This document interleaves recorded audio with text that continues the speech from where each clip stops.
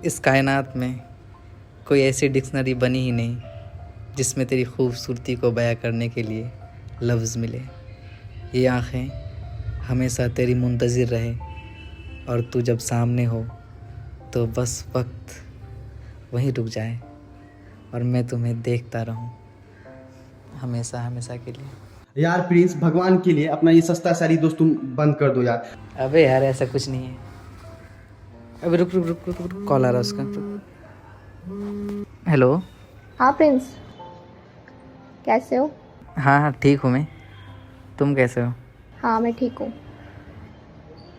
तुमने मैसेज किया था, हाँ बताओ क्या बताना था। हाँ हाँ मैं कह रहा था कि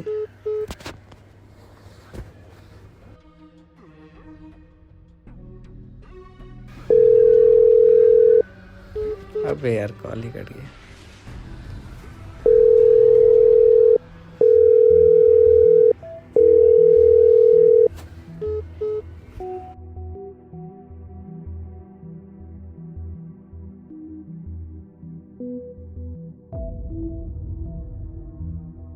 लगता है किस्मत को मेरी हर एक पसंदीदा चीज़ों से अदावत है। मैंने जिसे भी चाहा किस्मत ने मुझसे उसे ही छीन लिया।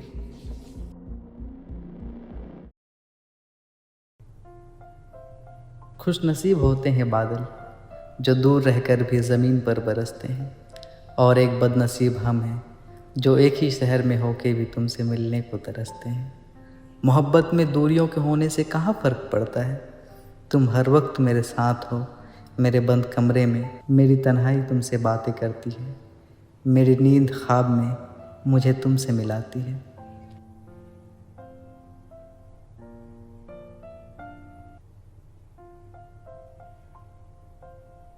डियर मुस्कान, मौजूदा दौर में कम्युनिकेशन कितना आसान हो गया है ना, फिर भी तुम्हारा कोई जवाब आता है और ना ही कोई मैसेज।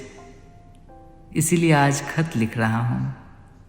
कॉल और मैसेज में सस्पेंस रहता है कि कहीं तकनीकी खलल के वजह से तुम तक पहुँच भी पाता होगा या नहीं, लेकिन खत में ये श्योरिटी तो होती है कि ये पहुँच जाती है। पता है मुझे कि मेरे इस खत से कम मेरे इस पैगाम से ना तो तुम्हारा जवाब आएगा और ना ही तुम्हारे दिल में कुछ असर होगा।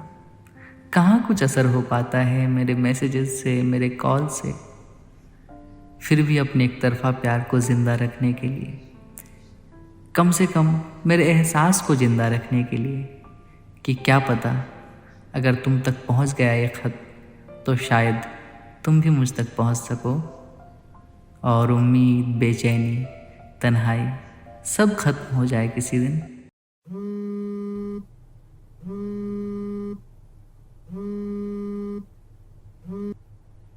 हेलो।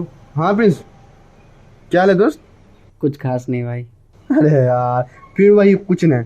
कब तक तुम दोस्त उसके सोच में रहेगा भाई? तुम्हें कितना बार समझाएं कि लाइफ में जो चला गया वो चला गया, उसको छोड़ के आगे बढ़ो। दुनिया का एक खास बात है प्रिंस, कोई किसी के लिए रुकता नहीं है भाई।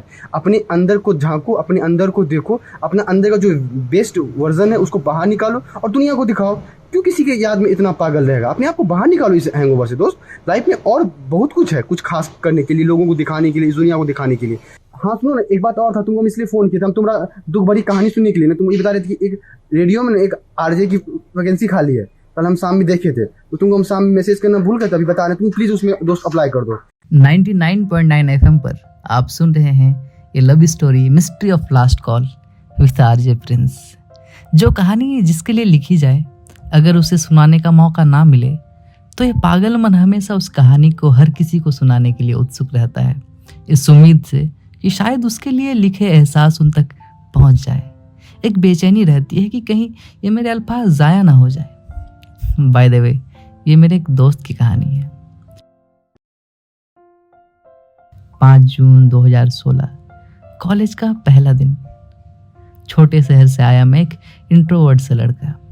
क्लास में कोई दोस्त नहीं था, इसीलिए क्लास के बाद लाइब्रेरी चला जाता था।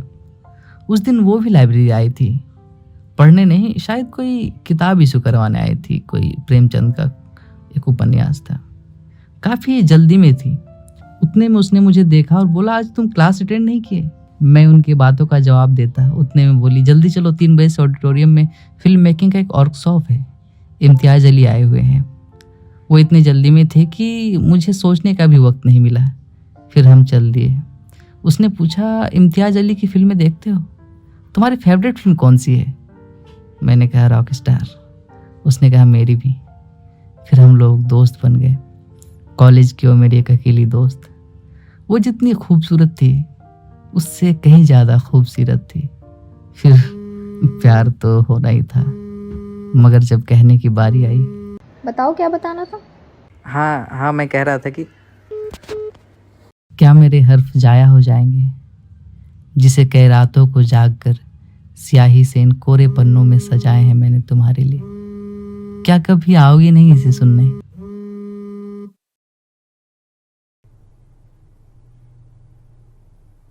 हेलो। क्या हुआ था उस रात? कॉल क्यों कर दिया था तूने? ना कॉल, ना मैसेजेस, और ना ही मेरे ख़त का जवाब। प्रिंस, बताओ क्या बताना था। किससे बात कर रही हो मुस्कान? मैंने तुम्हें कितनी बार कहा इस लड़के से बात मत करो। ये लड़का ना हमारी जाति का है ना धर्म का, लेकिन तुम्हें बात समझ ही नहीं आ रही। आज के बाद तुम मुझे इससे बात करते हुए बिल्कुल भी नहीं दिखनी चाहिए। क्या हम दोबारा नहीं मिल सकते हैं? नहीं, वजह तुमको भी पता है और वजह मुझे भी पता है।